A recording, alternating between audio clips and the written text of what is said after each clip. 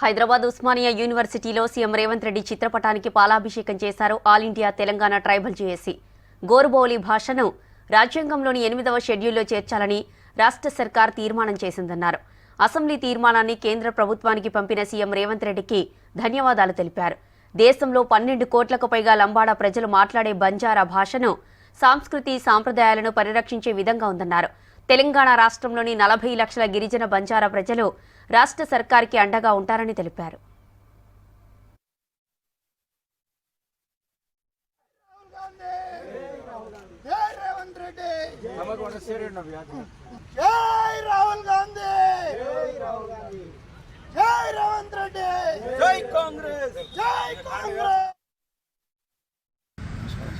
ఈరోజు తెలంగాణ రాష్ట్రంలో బంజారాలు మాట్లాడే గోరుబోలిని అసెంబ్లీ వేదికగా ముఖ్యమంత్రి రేవంత్ రెడ్డి గారు బంజారాల కోసం ఒక చరిత్రాత్మకమైన నిర్ణయం తీసుకోవడం జరిగింది.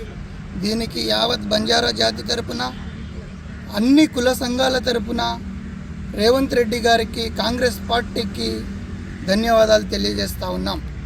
ఎందుకంటే మా చిరకాల స్వప్నం గోరుబోలిని దేశవ్యాప్తంగా గుర్తింపు ఉండాలని మేము వివిధ సందర్భాల్లో గత 10-15 సంవత్సరాల నుండి గవర్నమెంట్కి రిప్రజెంటేషన్ చేస్తూ మా జాతి ఔన్నత్యం కోసం, మేము పుట్టిన జాతి కోసం ఏదో ఒకటి చేయాలనే ఒక దృఢ సంకల్పంతో మేము గత ప్రభుత్వంలో కూడా రిప్రజెంటేషన్ చేయడం జరిగింది.